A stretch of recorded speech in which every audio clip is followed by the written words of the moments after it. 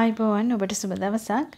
පහුගිය වීඩියෝ වල මම ඔබට කියලා දුන්නා මේ විශේෂ අවශ්‍ය දරුවන්ට කොහොමද ස්පීච් තෙරපි සම්බන්ධව ක්‍රියාකාරකම් කරන්න කියලා. ඉතින් ඒක හා සම්බන්ධවම දෙයක් තමයි. මොකද අද මම දකිනවා බොහෝ අප සමාජයේ බොහෝ දරුවන්ට මේ කතනය කියන එක අහිමි වෙලා තියෙනවා. ඒ කියන්නේ කතනය නැහැ.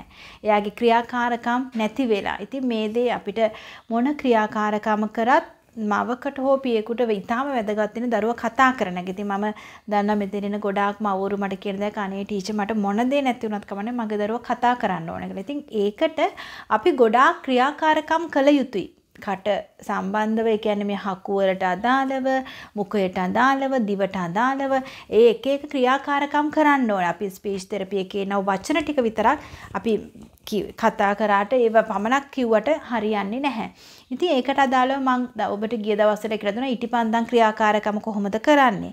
අද මම ඔබට කියලා දෙන්න යන අපි කවුරුත් දන්න සබම් බෝල. ඒ නැත්තම් අපි පොදුවේ කියන්නේ සබම් බෝල පිඹිනවා කියලා. එහෙම නැත්තම් මේකට අපි කියනවා බබල්ස් කියන්නේ බබල්ස් බ්ලෝ කරනවා කියලා. ඉතින් අපි බලමු අද මේකෙන් කොහොමද මොනවද වෙන්නේ කියලා. ඇත්තටම මේකත් ඇවිල්ලා ඉටිපන්දම් ක්‍රියාකාරකම හා සමානයි. මොකද ඒකෙදිත් අපි වෙන්නේ බ්ලෝ කරනවා, පිඹිනවා, පිඹින්න උත්සාහ කරනවා.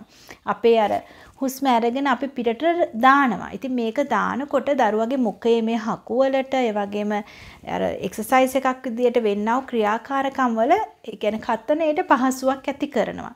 අර මුඛය අරින්නෙම නැති දරුවන්ට මුලින්ම අපි දෙන්නේ ඒ කියන්නේ උච්චාරණය යන්න කලින් අපි මුලින්ම දෙන්නේ මෙවැනි ක්‍රියාකාරකම් තමයි. මෙවැනි ක්‍රියාකාරකම් වලින් එයා මුඛය අරින්නවත් උත්සාහ කරනවා. එහෙම නැත්නම් එයාගේ මුඛයෙන් යමක් පිට කරන්න උත්සාහ කරනවා. ඒකේ මේ හකුවලට වගේම එයාගේ ශබ්ද පිට කිරීමට උපකාරයක් ඇති වෙනවා. ඒකයි අපි මේ දේ පාවිච්චි කරන්නේ. ඉතින් මේක එච්චර ඔබට අපහසු දෙයක් නෙවෙයි. මෙවැනි දේවල් අපිට ඕන තරම් දැන් මිලදී ගැනීමට තියෙනවා. ඉස්සර නම් අපි අර ඔබ දන්නවා ඇති අර පැපොල් වට වලින් හදලානේ අපි පොඩි කාලේ අපි එවැනි දේවල් කරා. නමුත් එවැනි අපහසුතාවයන් දැන් අපිට නැහැ. මේ වගේ ලස්සන ඒවා දැන් අපිට කඩේකින් ගන්න පුළුවන්. මේකදී ඇත්තටම කරන්න ඕනේ මේක බබාට තේරෙන්නේ නැහැ. සමහර අයට මේක කරන්න තේරෙන්නේ නැහනේ. ඔබ එතකොට මේක ඔබත් මේ වගේ එකක් තියාගෙන ඔබ කියලා දෙන්න ඕනේ මේ විදිහට කරන්න කියලා. මෙන්න මේ වගේ කියන්නේ මේක එක එක බ්ලෝ කරන්න ඔබ කියලා දෙන්න ඕනේ. ඒකත් එක්කම බබාටත් ඒ දේ කරන්න දෙන්න ඕනේ. මේක එක පයින්ම බබාට කරන්න බැරි වේවි. මොකද දැන් මේක එකපාරට දැන් ශබ්ද පිට වෙන්නේ නැති කෙනෙකුට එහෙම නැත්නම් කතනේ අපහසු කෙනෙකුට අර බ්ලෝ කරන්න අමාරුයි. ඒක බැහැ කරන්න. ඉතින් ඔබ මුලදී මේගොල්ලෝ අර දිව දාන්න බලයි, ඒක අල්ලන්න බලයි, ඒකේ රස බලන්න බලයි. ඒතර ඔබ මේක ඈඩ් කරලා ඔයාලා කරලා පෙන්න දැන් අම්මා කෙනෙක් නම් මේක කරන්න මම කියනවා දරුවගේ හොඳම ගුරුවරිය හොඳම ෂැඩෝ ටීචර් තමයි අම්මා. ඉතින් අම්මට පුළුවන් මේ ක්‍රියාකාරකම කරන්න. ඔබ මේක කරලා දරුවට පෙන්නන්න.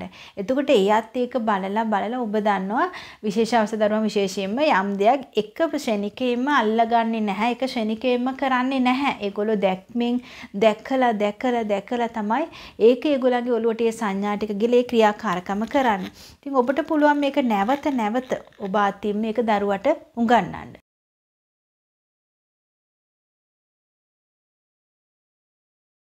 ඉතින් මේක ඔබට පැහැදිලි ඇති. මේක ඇත්තටම හරි විනෝදකාරී. දැන් මේ වගේ දෙයක් කරනකොට දැන් අපි හැම පාසලේ කරනකොට ළමයි කීප දෙනෙක්ම තියාගෙන අපි මේක කරනකොට සමහර අය ගිහිල්ලා ඒ බෝල අල්ලන්න යනවා.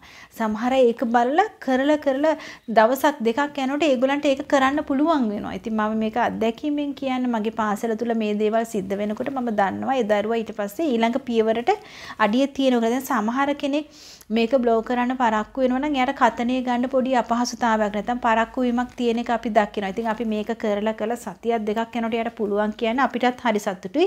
එයාට කතනේ ඉදිරියට ගෙනියන්න පුළුවන් කියන හැඟීම අපිට මතුවෙනවා.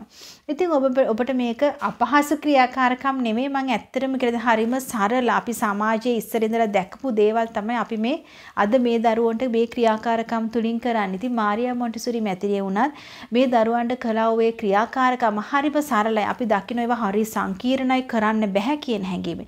නමුත් එතුමිය වුණත් එදා ඒ දරුවන්ට කරේ අපිට කරන්න පුළුවන් අපිට තිබෙන්නව මෙවලම් වලින් කරව උපකරණ වලින් පාවිච්චි කරන දේවල් තුලින් තමයි මේ දරුවෝ ගොඩ නගා ගත්තේ. ගොඩ නැගුවේ.